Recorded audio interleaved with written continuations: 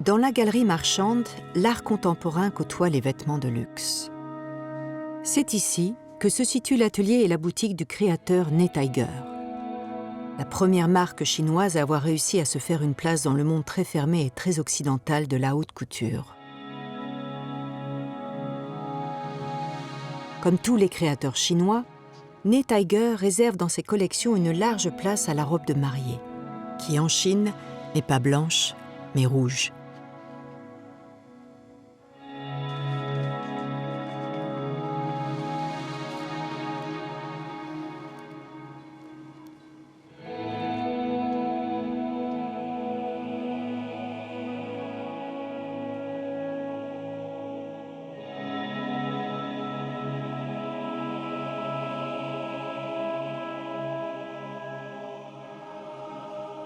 Qui a fabriqué cette robe? Qu'est-ce que c'est? Des sequins? Oui. Ils ne sont pas de bonne qualité et ils vont s'abîmer trop vite. Cette partie n'est pas bien réalisée. Recouvrez les broderies. Ne vous inquiétez pas, dites-lui simplement de retravailler la robe en l'allégeant. Je voudrais la tester comme ça. Il ne faut pas avoir peur de faire différents essais. Mais là, c'est vraiment trop chargé.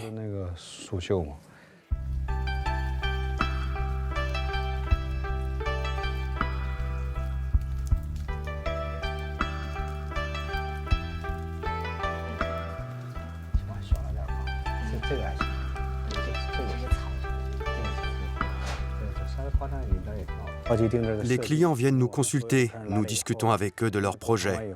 Nous commençons à faire des esquisses. En fonction de leur nom et de leur signe astrologique chinois, nous élaborons une robe entièrement personnalisée.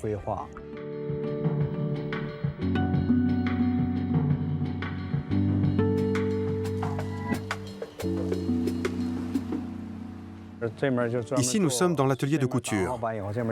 Une fois les patrons réalisés, on commence à confectionner le produit fini.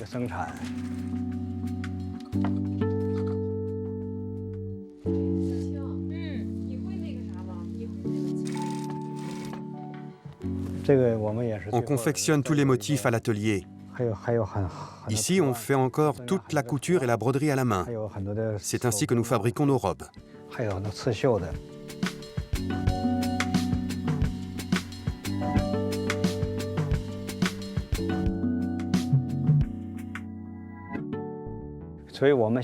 Les robes de mariage chinoises ont une très longue histoire. Elles existent depuis 3500 ans, alors que la robe de mariée occidentale existe seulement depuis à peine 200 ans. Nous avons davantage d'expérience dans ce domaine. Moi, j'adore créer des tenues de mariage inspirées de la tradition chinoise. Elles sont chargées d'histoire, de culture, d'éléments artistiques. Ça me permet d'y incorporer plusieurs techniques comme la tapisserie de soie, le brocart, la broderie ou encore des cristaux, des sequins.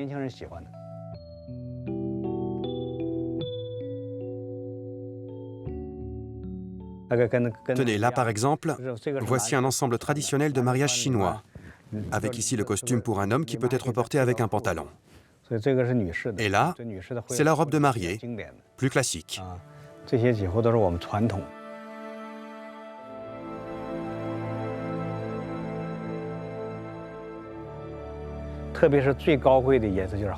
En général, lors d'un mariage ou lors du Nouvel An chinois, par exemple, tout le monde porte du rouge. Le rouge est toujours accompagné de broderies ou de décorations couleur or. C'est plus sophistiqué.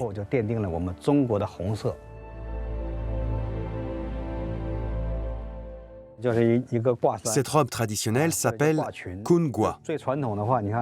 On peut y voir des dragons, des phénix, et aussi de nombreux autres motifs classiques. Il y a de l'or, de l'argent. Le motif de la chauve-souris est très fréquent.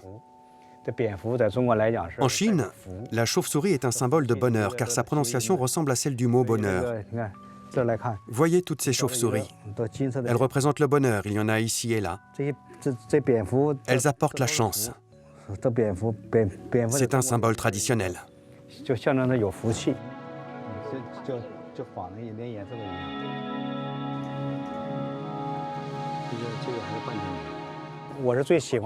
J'adore mon métier. J'aime particulièrement créer des tenues de mariage. Le mariage, c'est le commencement de tout. Ce sont deux êtres qui décident de sceller leur union. Leur amour engendrera ensuite une famille, et donc une nouvelle génération.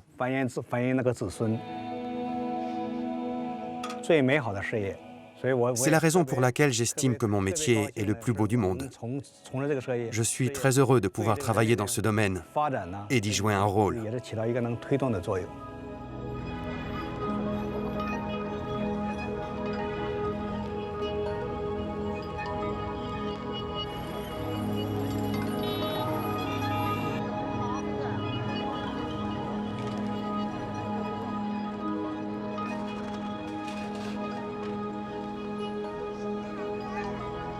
Le travail de Netager s'inscrit dans la longue tradition des savoir-faire ancestraux de la ville de Pékin.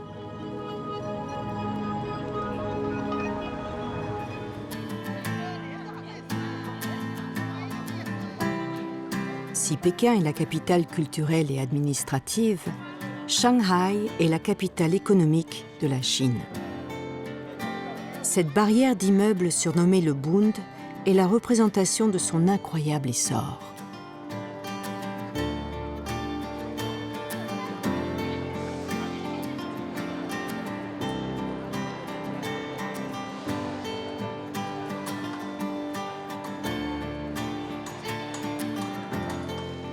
Derrière ces immeubles modernes se cache sans doute la ville la plus européenne de la Chine, avec ses quartiers à taille humaine où se mélangent toutes les couches de la population.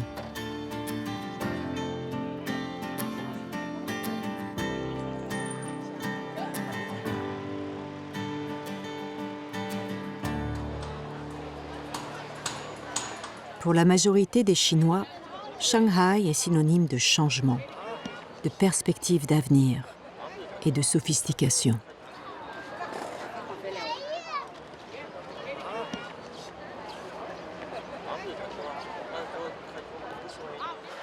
Assez naturellement, c'est à Shanghai que beaucoup de couples viennent se marier. Généralement, les mariages se déroulent dans des hôtels. Les familles achètent des cérémonies, clés en main, où de la nourriture à la décoration, en passant par l'union des mariés, tout est géré par une maîtresse de cérémonie. Yan Hu organise des mariages depuis 15 ans. Sa société s'appelle The Red, rouge en français.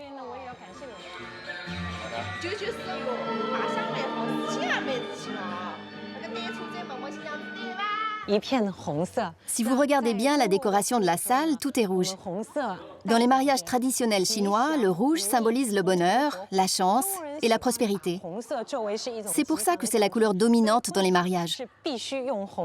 Là, nous avons les objets qui vont servir à la cérémonie. Ça, c'est le ruban rouge que la mariée et le marié vont tenir chacun à une extrémité pour commencer la cérémonie. Et ça, c'est le foulard rouge qui va cacher le visage de la mariée quand je vais la présenter au marié. C'est un des objets les plus importants du mariage chinois.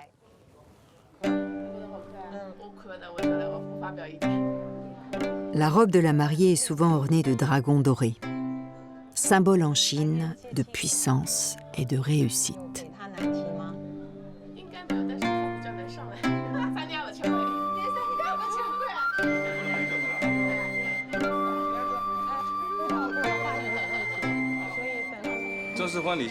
Nous, on adore le rouge parce que c'est très festif. Et puis de nos jours, trop de couples se marient à l'occidental. On tenait vraiment à un mariage traditionnel chinois.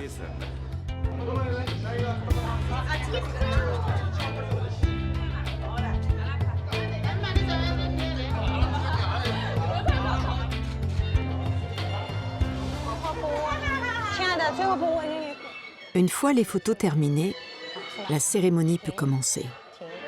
La mariée arrive sur scène cachée dans un palanquin.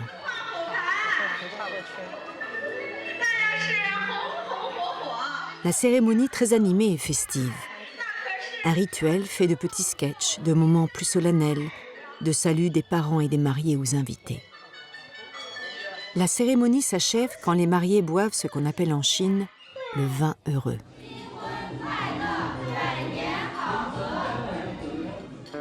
S'ensuit un banquet dont le faste est comme en Occident souvent un signe de la richesse des deux familles.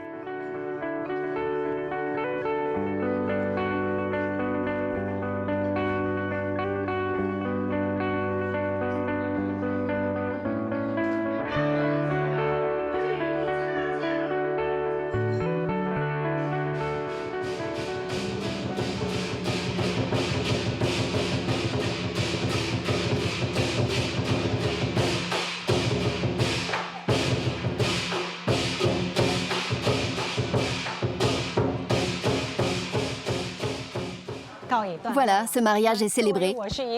En tant que maîtresse de cérémonie, je suis contente et joyeuse. Tout s'est bien passé et c'est toujours émouvant d'accompagner un couple dans un des jours les plus importants de leur vie.